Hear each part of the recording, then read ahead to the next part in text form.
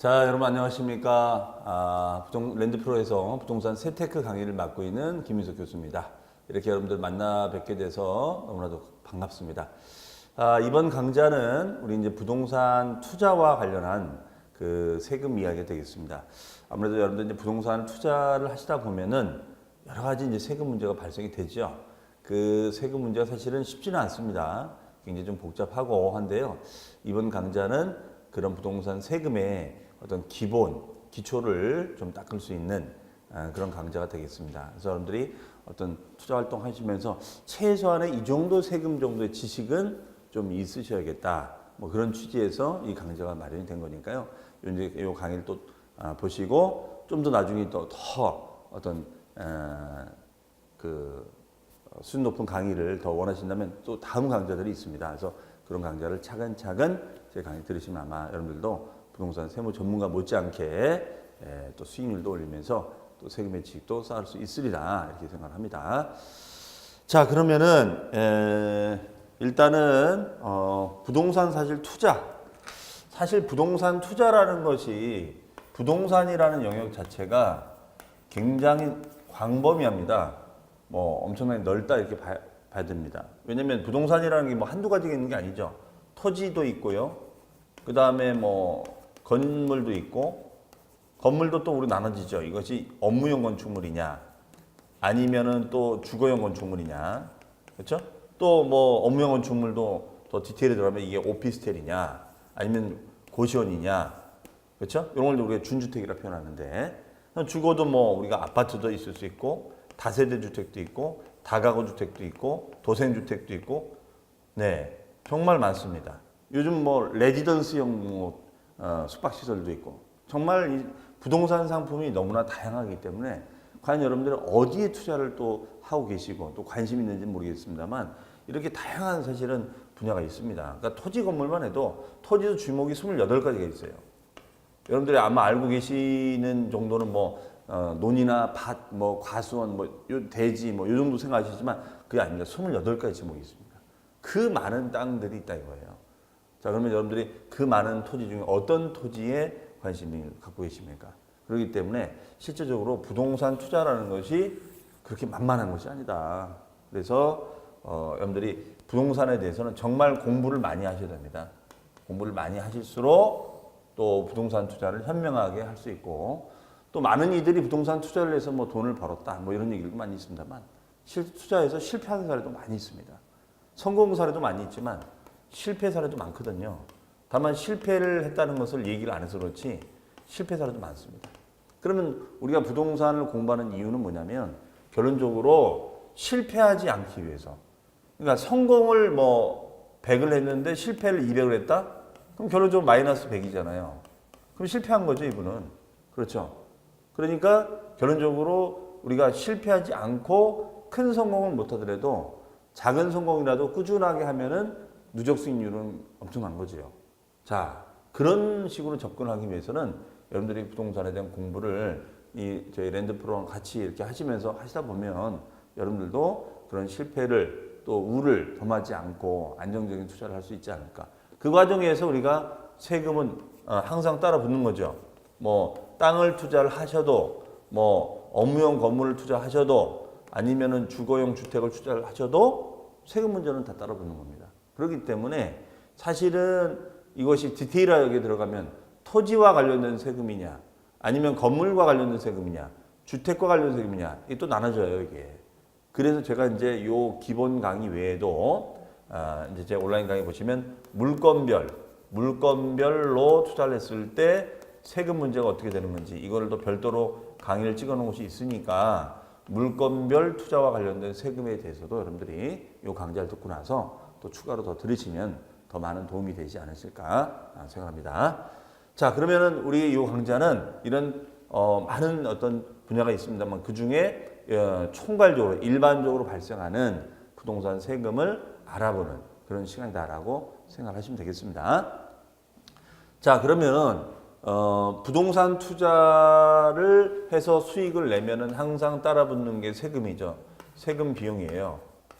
그럼 사실 여기 이제 세테크라고 제가 이름을 써놨습니다만 사실 세테크라는 이름을 쓴 지가 한 10몇 년 됐습니다.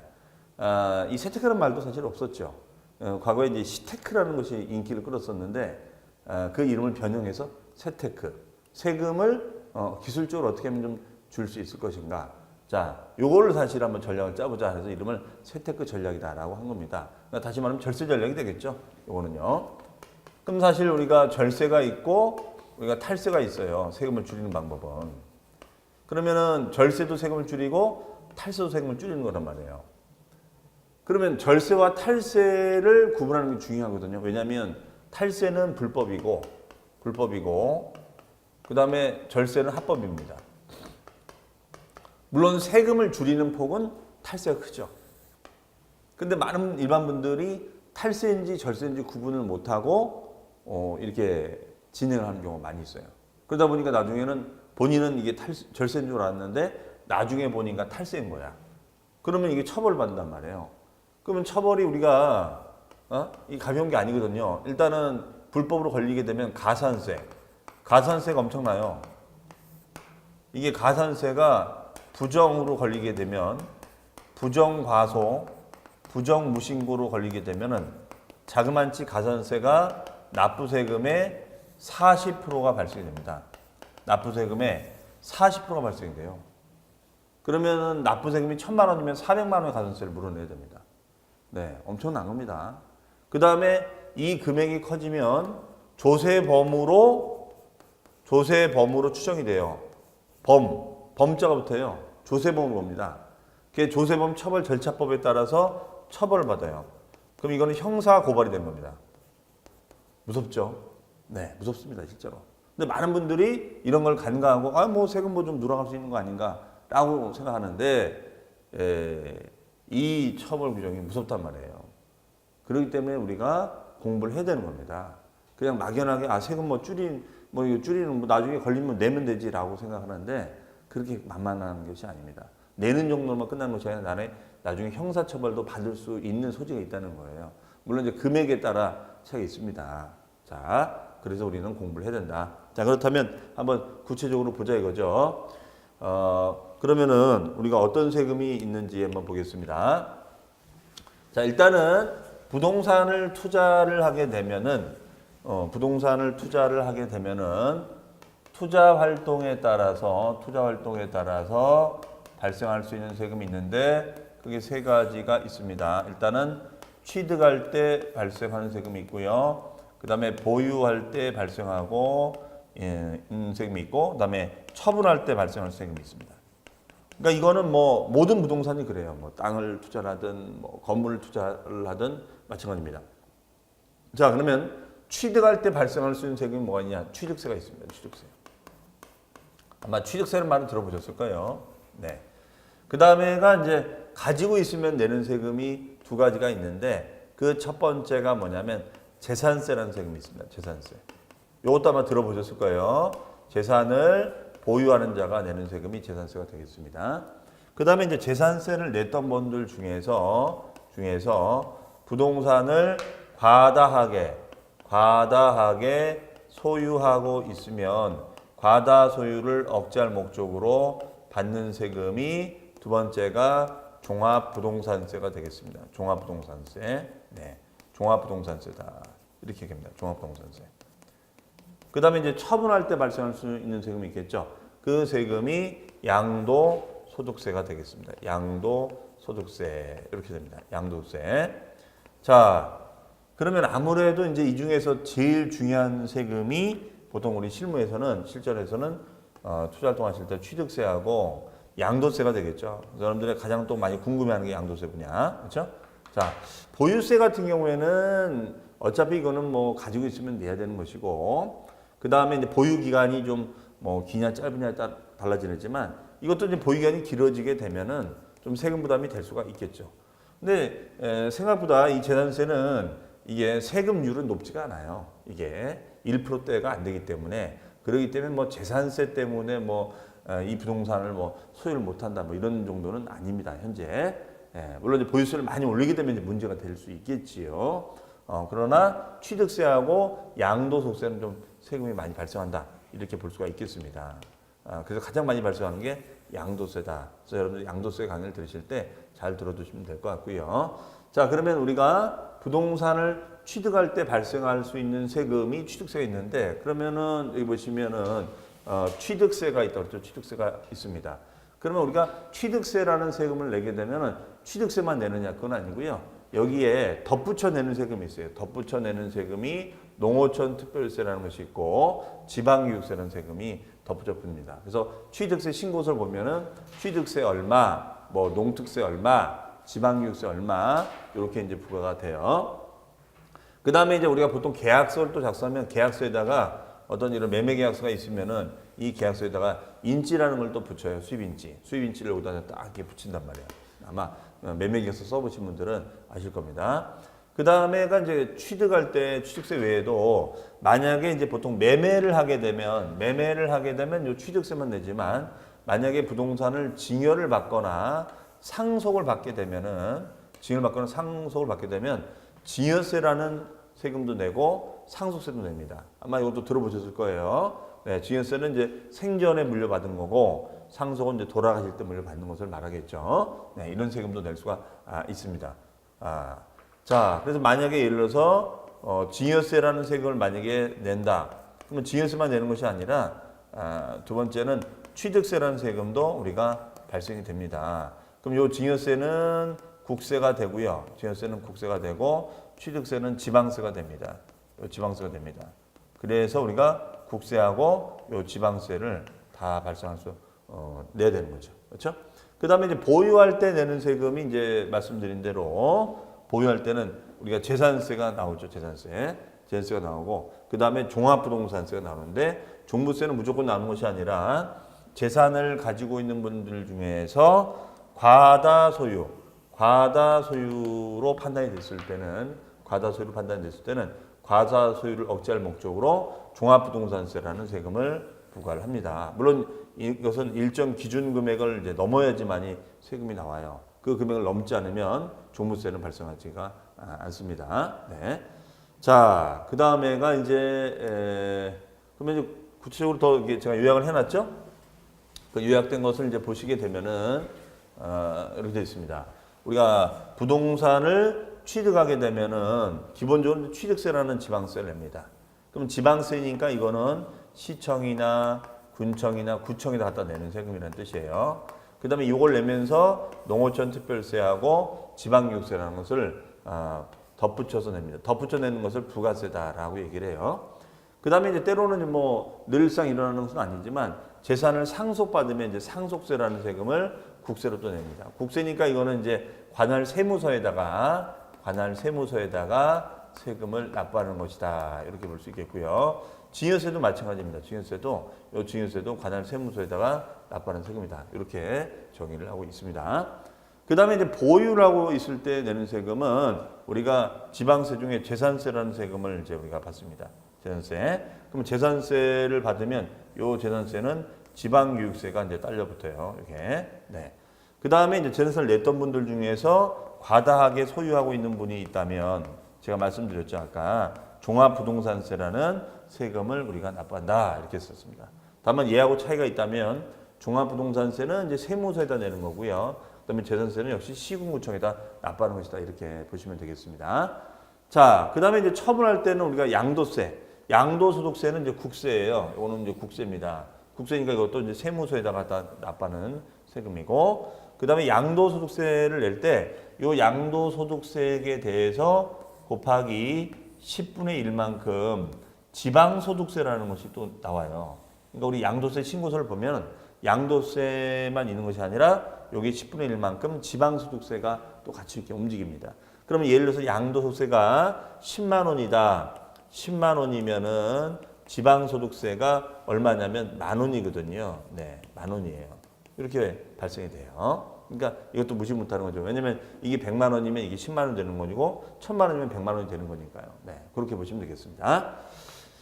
자, 그래서 일단 개요적인 거는 여러분들이 알아두시고요. 그다음에 뭐 여기에서 이제 여러분들이 이제 과연 이제 여기 다 해당이 되시는 분도 있고 뭐 그렇지 않은 분도 계실 거예요. 어떤 이런 세금이 있다는 정도만 일단 알아두시고요. 자, 그러면 이제 구체적으로 한번 보겠습니다. 그러면 취득세는 어떻게 우리가 신고 납부하는 것인지 납부 요령이 있겠죠. 네, 일단 취득세라는 것은 여기 보시면 뭐 상가라든가 아파트라든가 토지 등의 부동산을 취득을 하면은 그 취득한 날, 자 그럼 여기서 취득한 날이라는 것이 의미가 있습니다. 이 날이 이제 의미가 있는데, 그러면 예를 들어서 우리가 매매계약서를 쓴 거예요. 매매계약서를 썼습니다. 자 매매계약을 했어요.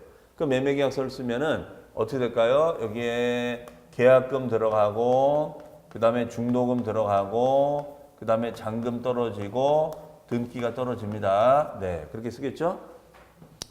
그러면 여러분들 생각하기에는 어떻습니까? 계약금, 중도금 준 날짜는 취득 날짜가 될 수가 없겠지요. 그렇죠? 이건 될 수가 없는 거예요. 그러면 결론적으로 취득 날짜를 언제로 받을까요? 당연히 뭐 잔금 날짜 아니면 등기 날짜로 받을 거예요. 그렇죠?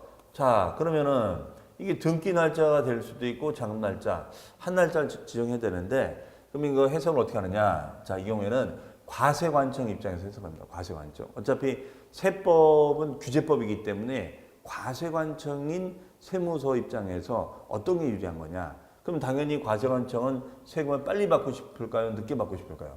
당연히 빨리 받고 싶겠죠. 그러니까 얘는 등기 기준이 아니라 잔금 기준이에요. 등기 기준이 아니라 무슨 기준이요?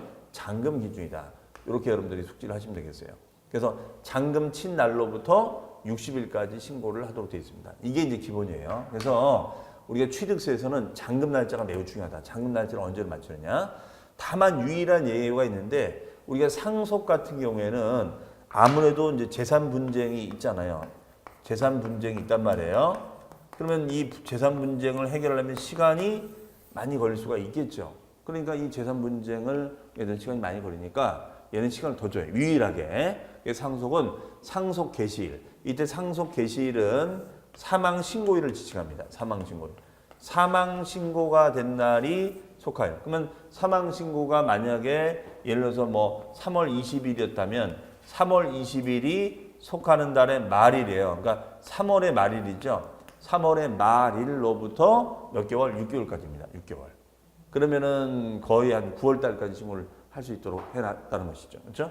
다만 이제 참고로 말씀을 드리면, 참고로 우리가 이제 그 상속인 가운데 뭐 상속인이 A, B, C가 있는데, 이 A, B, C 중에 A가 지금 저쪽 미국 캘리포니아에 살고 있대요. 그러면 이 상속을 받게 되면 이 상속인의 인감도장이 다 들어가 있단 말이에요. 그래야지 이 재산 이전이 됩니다. 자, 그러면 이 캘리포니아에 있는 A, C를 갖다가 불러오든지 아니면 캘리포니아 가서 상속인들이 인감 받아서 도장을 찍어야 되거든요. 그리고 시간이 더 걸릴 수 있어요. 그래서 이거는 뭐냐면, 만약에 상속인 중에 외국에 주소를 두고 있다면 요 외국에 주소를 두고 있는 경우에는 9개월까지 우리가 연장이 됩니다. 9개월, 몇 개월까지요? 9개월까지. 9개월까지 연장이 돼요. 그러니까 시간이 좀 많이 걸린다 이렇게 보시면 되겠죠. 그러면 이렇게 어쨌든 뭐 매매를 통해서 취득을 하든 상속을 통해서 취득을 하든 우리가 그럼 세금 신고는 얘는 지방세라고 했잖아요. 그렇죠? 지방세. 그럼 지방세 어디다 신고해야 돼요? 시군구청에다 신고를 해주면 되겠죠. 그렇죠? 자, 근데 우리가 신고가 왜 중요하냐? 이 신고 납부는 의무예요. 의무입니다. 그러니까 만약에 이 의무를 지켜야 되는데 이 의무를 지키지 않으면 이걸 넘기게 되면은 가산세를 물어내야 돼요. 가산세. 그래서 가산세는 신고를 제대로 안 하면 신고 불성실로 취급이 돼서 가산세가 10%는 이것이 이제 과소신고가 되고요. 그 다음에 20%는 무신고가 되고, 그 다음에가 40%는 부정신고가 돼요. 그래서 여기는 부정과소, 부정무신고가 됐을 때는 40%예요. 그러니까 부정자가 붙을 때는 뭐 이 가산세율이 엄청난 거죠. 그렇죠? 네. 그러니까 부정이라는 것은 이제 허위 신고, 뭐 증빙을 누락했다거나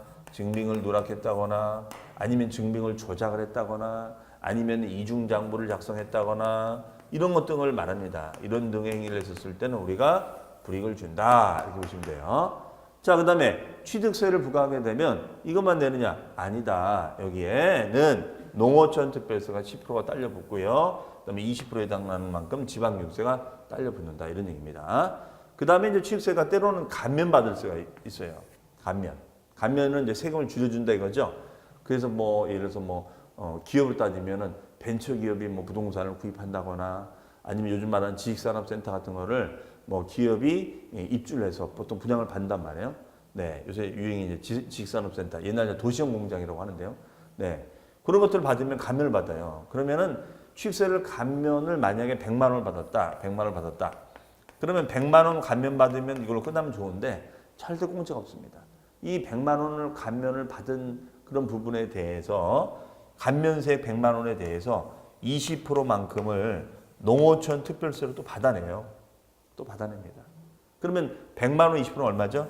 20만 원이 농어촌 특별세가 된다는 거예요. 그렇죠? 자, 지독하죠? 네, 그래서 우리가 공부를 하셔야 돼요. 네, 절대 공짜가 없습니다. 20%만큼을 또 받아요. 그러면 100만 원 감면을 주면서 20만 원 받아내는 거니까 실제로는 얼마 깎아주는 거예요? 80만 원밖에 안 깎아주는 거지. 그렇죠? 그러니까 이 감면을 받더라도 세금을 또 냅니다. 그래서 감면 받으면 끝나는 것이 아니라 감면되는 세금 기준으로 또 농어촌 특별세를 또 받아낸다. 자, 이렇게 원리가 되어 있습니다. 자, 그러면은 취득세 과세 표준은 어떻게 됐냐? 자, 이 과세 표준의 의미는 이렇습니다. 과세 표준의 의미는 어떤 의미냐면 이런 뜻이에요. 과세 표준이라는 것은 자, 우리가 항상 세액 계산을 하기 위해서는 세금 계산, 세금을 계산하기 위해 어떤 뭐 취득세부터 양도세까지 모든 세금을 계산할 때는 항상 우리가 두 가지 용어가 등장이 돼요. 여기 나와 있는 과세 표준이라는 말하고 세율이에요. 그래서 여러분들이 이 용어를 좀 알아두셔야 돼요. 그래서 우리가 과세 표준이라는 말이 있고 과세 표준이라는 말이 있고 그 다음에 곱하기 세금의 부담률이라는 말이 있어요. 네. 그러면 과세 표준이라는 말은 과세할 수 있는 기준 금액이다. 이렇게 기준 금액. 그 다음에 세금은 세금의 부담률이 되죠. 세금의 부담 비율 이렇게 됩니다. 그러면 과세 표준이라는 것은 이제 세목에 따라 여러 가지로 계산 기법이 다릅니다. 이게 취득세냐, 재산세냐, 종부세냐, 양도세냐 굉장히 다양하게 계산 구조가 되어 있어요. 그러면 우리가 나오는 이제 취득세 같은 경우에는 우리가 취득가액을 가지고 따져야 합니다. 취득가액이 됩니다. 취득가액을 그냥 과표로 잡아줘요. 요새는. 그러면 취득가액이라는 게 뭐냐면 내가 만약에 뭐 아파트를 분양을 받았다. 그럼 분양가가 취득가액이 되겠죠. 분양가가. 그렇죠. 분양을 받았으니까. 만약에 내가 경매로 낙찰받으면 뭐가 될까요? 낙찰가가 될 거 아니에요. 낙찰가. 그 다음에 내가 금매로 샀으면 금매가가 되겠죠. 금매가. 아니면은 내가 건물을 신축했어요. 내가 다세대 빌라를 신축했어. 그러면 당연히 신축하게 되면 신축비가 있을 거예요. 신축비를 우리는 공사비라고 건축비라고 그러죠. 건축비가 들어갈 거 아니에요. 그럼 이런 것들이 취득가액이 된다 이 뜻이에요. 이해하시겠죠? 네. 그러면 이 금액을 이제 뭐하도록 돼 있냐? 취득세는 60일까지 신고하도록 돼 있었잖아요. 그러니까 얘도 이런 금액을 얘는 신고하면 돼요. 이런 금액을 신고해라. 근데 문제는 이걸 신고가액으로 잡아주면 되는데 문제는 이 신고를 과세관청이 못 믿겠다는 거예요. 이걸 신고를 알아서 잘 해주면 되는데 알아서 탈세를 하기 때문에 문제가 됩니다. 알아서 탈세를 한단 말이에요. 예를 들어서 우리가 신축을 해서 건축을 했다. 그럼 건축비가 5억 들어갔다. 신축하는데 그럼 5억으로 신고해주면 되잖아요. 근데 5억으로 신고를 안 하는 거지 4억으로 3억으로 누락을 해서 신고를 할 거란 말이에요. 취득세를 줄이기 위해서. 그러니까 과세관청은 납세자가 신고한 걸 안 믿어요. 그래서 이 신고를 잘 했나 안 했나를 체크를 해요. 체크. 그 체크하기 위해서 만든 그 기준 금액이 있습니다. 그 기준 금액이 있어요. 그러면 그 기준 금액을 뭐라고 하냐면 그 기준 금액을 시가 표준액이라고 얘기를 합니다. 이걸 시가 표준액이라고 해요. 시가 표준액. 그러면 이 신고는 시가 표준액 이상으로 신고를 해줘야 된다. 이런 얘기예요. 시가 표준 이상으로 신고해라. 만약에 시가 표준 밑으로 신고를 했다면 이 신고가액은 인정을 한다 안 한다. 이거는 인정하지 않습니다. 이건 인정하지 않겠다는 거예요. 이거는 인정하지 않겠다. 그러면 이 시가 표준액을 이제 만들어 놨겠죠. 뭐 토지의 시가 표준액, 뭐 건물의 시가 표준액, 주택의 시가 표준액, 뭐 이렇게 쭉 만들어 놨을 거 아니에요.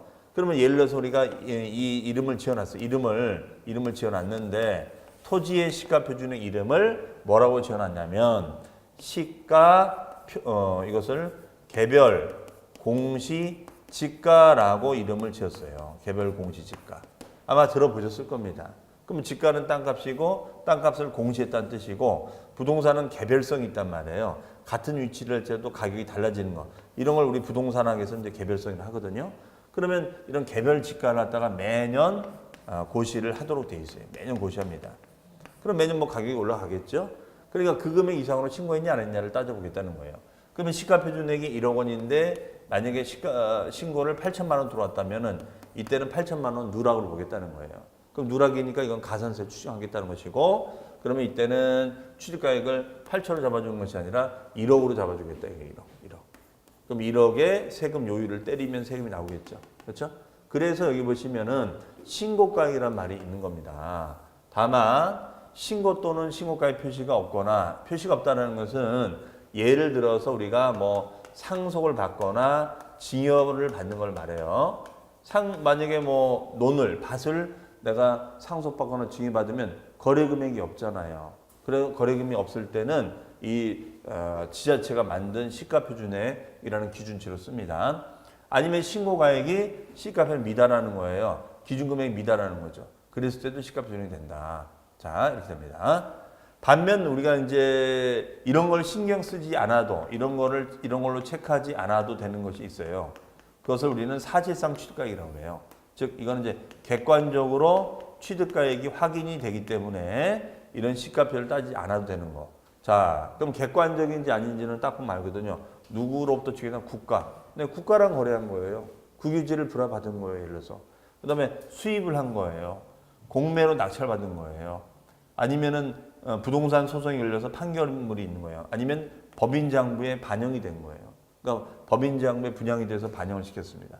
아니면 중개사무실에 가서 공인중개사가 거래 금액을 검증. 이때 검증은 요즘은 이제 공인중개사무실에서 이제 부동산 매매 계획서를 쓰게 되면 실거래가로 검증을 하도록 되어 있습니다. 실거래가로.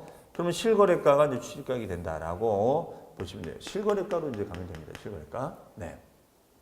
자, 어쨌든 이 세 가지 중에 금액으로 이제 설정해 주면 됩니다. 자, 그다음에 여기 보시면 이제 의제 취득이라는 말이 있는데 의제는 취득으로 본다 이 뜻이에요. 취득으로 본다. 그러니까 이거는 무슨 말이냐면 일반적인 취득은 아닌데 특수한 취득을 우리는 의제 취득이라 합니다. 그 중에 우리가 좀 실무적으로 의미 있는 게 지목변경이에요.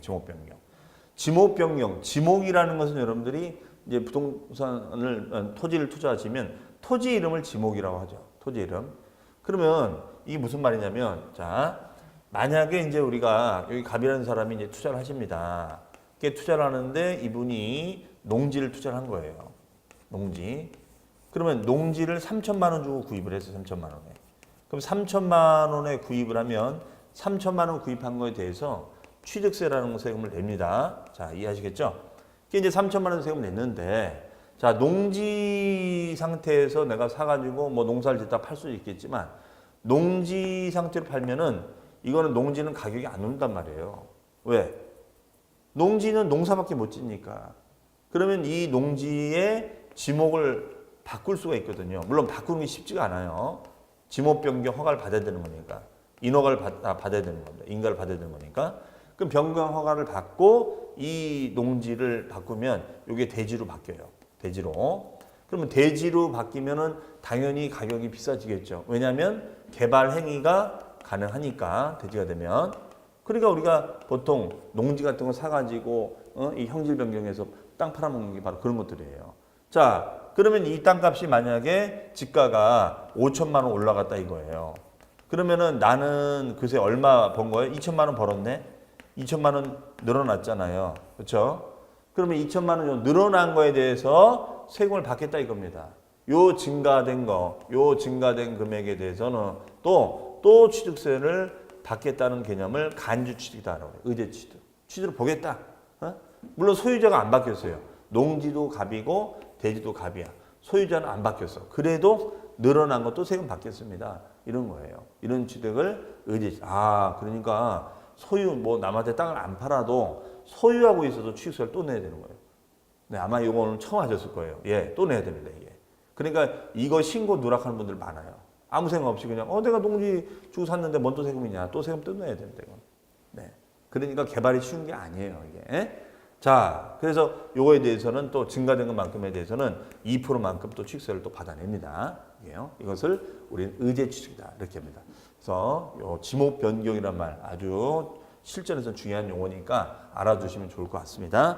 자, 그러면 요 세율까지 한번 보고 잠깐 치겠는데요. 그러면 취득세 세율, 요거는 여러분들이 실전 투자하실 때 꼭 알아두시면은 도움이 되는 세율표가 되겠습니다. 요거는 자, 그러면 표준 세율이라고 해서 이거는 기본 세율이에요, 기본. 그러면 기본적으로 부과되는 세금은 일단은 일반, 이때 일반이 바로 뭐냐면 여러분들이 토지에 투자하시다거나 상가에 투자하거나 오피스텔에 투자를 하시면 내는 세금들을 말합니다. 주로 업무용 시설을 말하겠죠. 이랬을 때는 취득세가 4%, 농특세가 0.2%, 교육세가 0.4에서 도합 4.6%가 붙습니다. 4.6. 그럼 만약에 매매 요 땅 토지가 1억짜리 땅이었다 그러면 1억에 4.6%면 얼마예요? 460만 원 되겠죠? 간단하죠? 460만 원.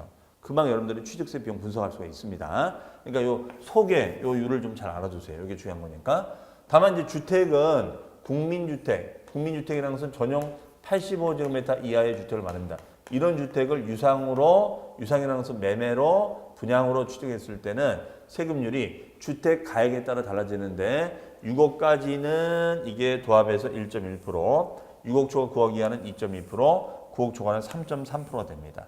다만 이제 국민주택 규모 이하는 농특세를 원래 받아야 되는데 받지 않는 혜택을 줘요. 하지만 여기서 1.3, 2.4, 3.5는 뭐냐면 국민주택 규모 초과, 전용 85 초과, 중대형 아파트를 말하는 거예요.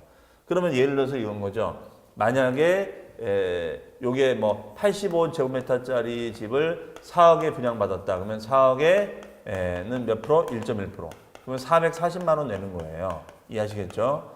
그런데 이것이 뭐 110제곱미터짜리를 분양을 받았다. 그러면은 이게 뭐 5억짜리 아파트라면 5억에 대해서 1.1%가 아니라 몇 프로? 1.3%. 이해하시겠죠? 0.2% 더 내라 이거예요. 그럼 1.3%를 내면 세금이 나오겠죠. 그렇죠? 네. 그러면 5, 30, 5, 1은 650만 원 되겠네요. 650만 원. 그렇죠? 650만 원. 자, 그러니까 세금을 더 낼 수밖에 없다. 이것도 아주 중요한 표니까 잘 기억을 해 두시고요.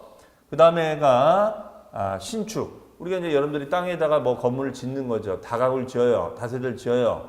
그러면 얘는 이제 공사비가 취득이 되고 공사비 기준으로 해서 우리가 취득세 2.8, 농특세 0.2, 교육세 0.1에서 도합 3.16% 부담합니다. 이것도 아주 중요한 세율이죠.